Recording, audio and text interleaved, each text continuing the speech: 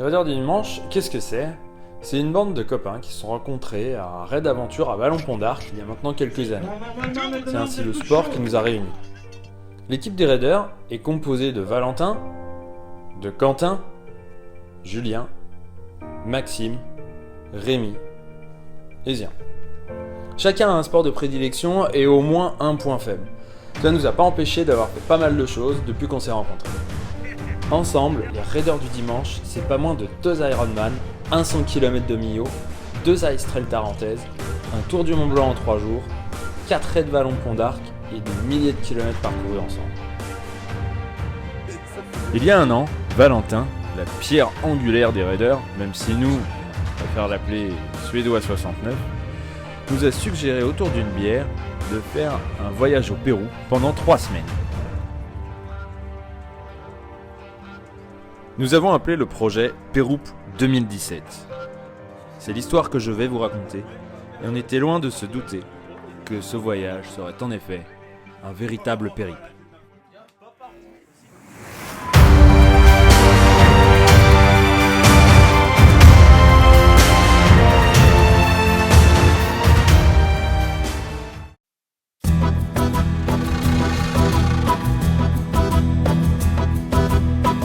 Une fois arrivé à l'aéroport de Lima, j'ai dû attendre pendant plus de 6 heures le reste du groupe des Raiders. Après une longue attente, les Raiders étaient enfin arrivés, mais ils n'avaient pas leur bagage.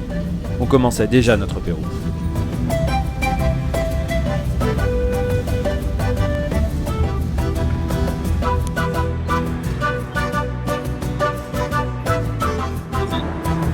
Ça, c'est notre feu. Ça, c'est bien.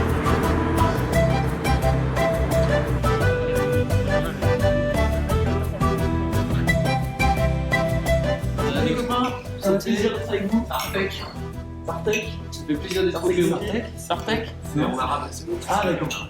Salut et... comment on dit en espagnol? Salut. Salut santé, ouais. Plutôt qu'on voulait quand même que je voulais goûter ça. Ouais. C'est bon.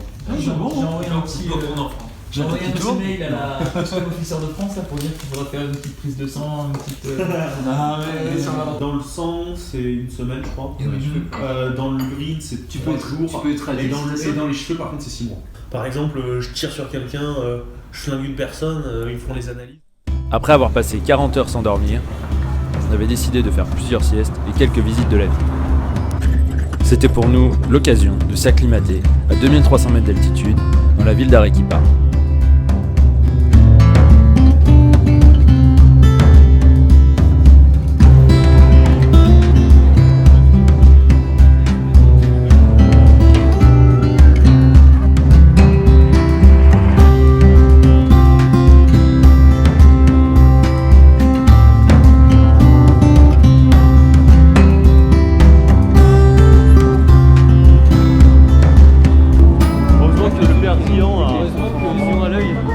On voit qu'il repère les marmottes dans la montagne, et en ville, pareil.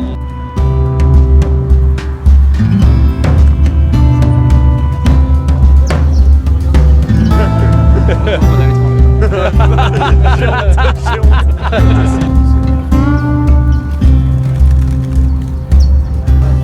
m'intéresse ça. Ça m'intéresse de savoir. Ça c'est bon, il a ouvert le café.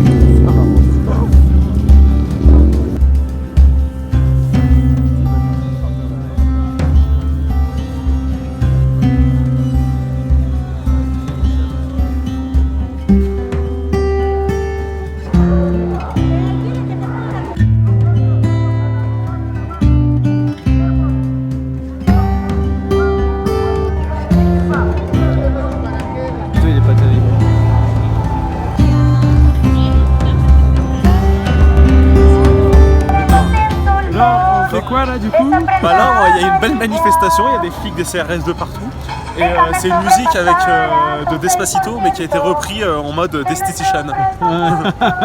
On rigole bien en fait. C'est notre première manifestation. C'est ça. Alors bien évidemment on doit pas rester dans là où il y a des manifestations. Alors qu'est-ce qu'on fait? On est sur la place. Les manifestations sont là-bas avec... On va rappeler qu'actuellement on est en état d'urgence. Mon compte Revolut Et j'ai 300 € liquide. Bah moi du coup. On a payé. Je sais plus ce qu'on a payé. Je suis pas sûr, on revient. C'est quoi?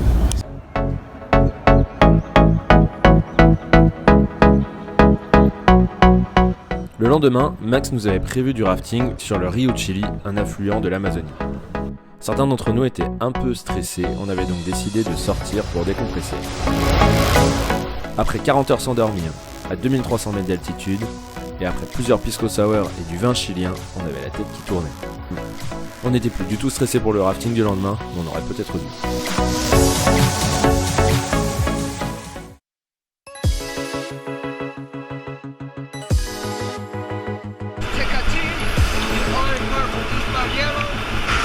À part Julien qui avait passé toute la nuit à vomir, on était parés pour aller faire du rafting.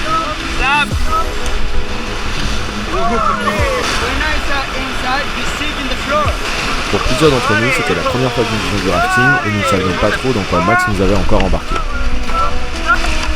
À chaque rapide, on se posait la question de savoir si on allait se retourner dans les eaux glaciales du Rio Chili.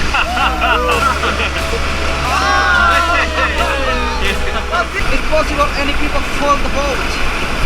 Possible falling the rock. C'est bon ça. Je t'en veux déjà. Yeah. Try to stand up.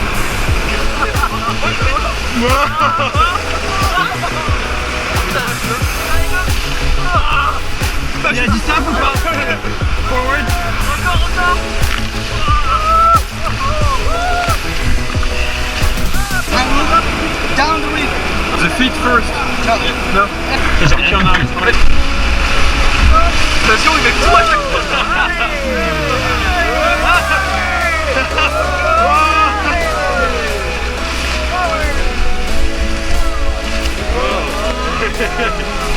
C'est sérieux là.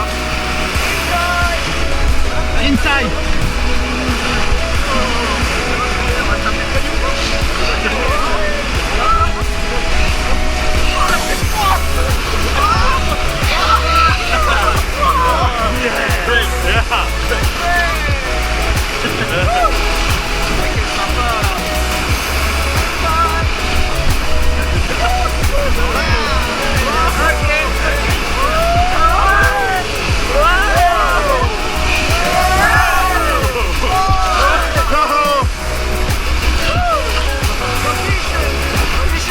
C'est quoi position?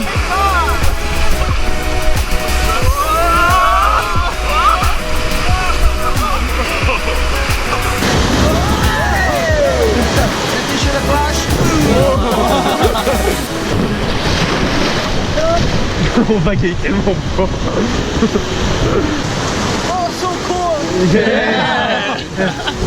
Je suis rouge, Max. Oui, t'es rouge, mais t'as froid. Non, je suis rouge, moi.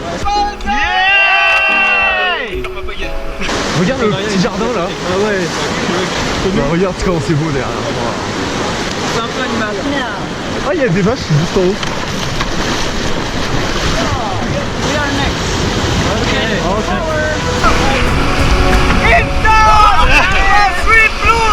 Oh shit!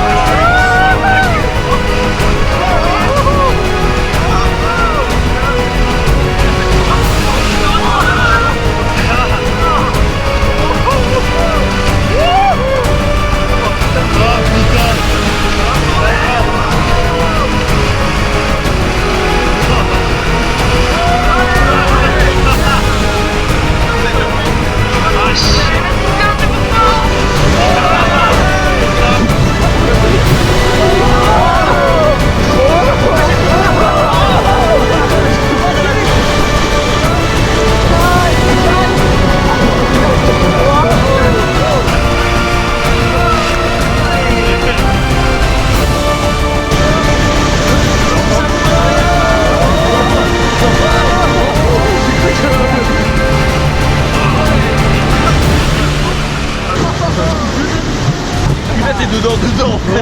Maxime, il pousse tellement le truc que je peux pas être à l'intérieur.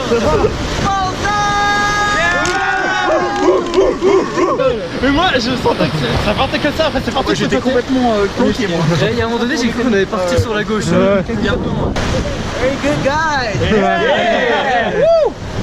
ça c'est magique là. En fait tu fais que rééquilibrer tout le temps. Par contre là je sais pas ce qui nous arrive.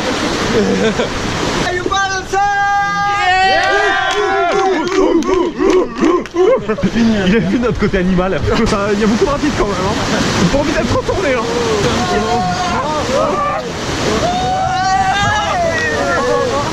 Je suis pas de sauter sur Max, hein, je vous le dis. Comme ça tu dis oui. Non mais Ça va être froid là, je sens, j'ai peur. si on doit en perdre un, c'est Nao. C'est lui qui a un bagage, par exemple. Ah, si, il a un bagage. Là on va être une victime.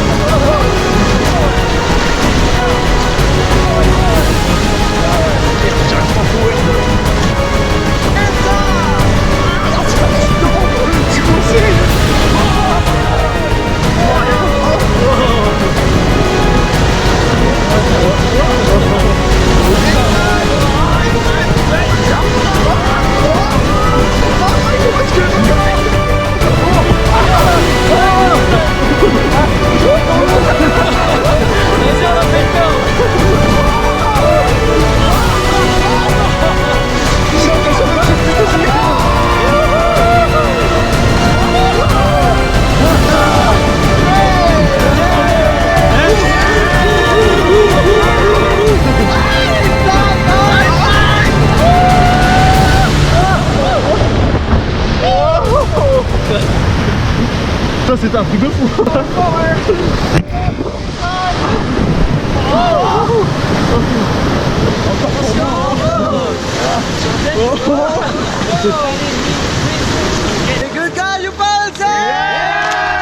J'en perds ma pagaie.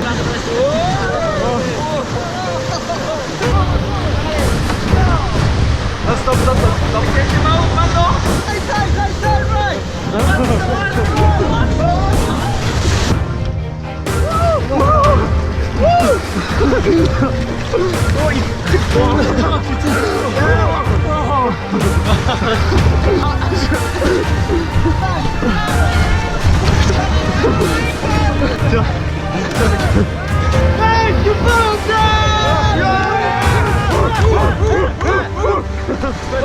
Ouais, c'est moi qui l'avais remis comme ça pour pas l'abîmer. Je suis sous l'eau. Mais moi j'étais dans l'eau, j'étais immergé. Finalement, se retourner, c'était pas si difficile que ça. Sauf quand tu prends un Julien de 85 kg sur la tête. Il est dans la difficulté là.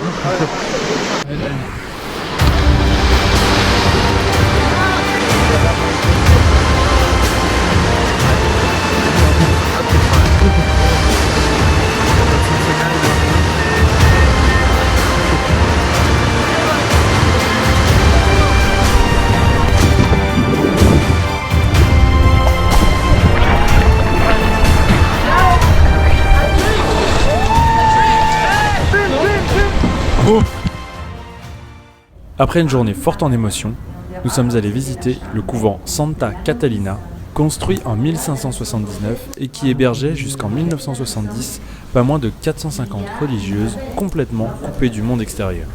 La Santa Catalina est une véritable ville au sein de la ville. C'était une occasion pour nous de prier que le reste du Pérou ne soit pas trop peligroso. Comme nous n'avions pas encore récupéré les bagages, le mec de l'hôtel Arequipa s'est gentiment proposé d'aller nous les récupérer. Un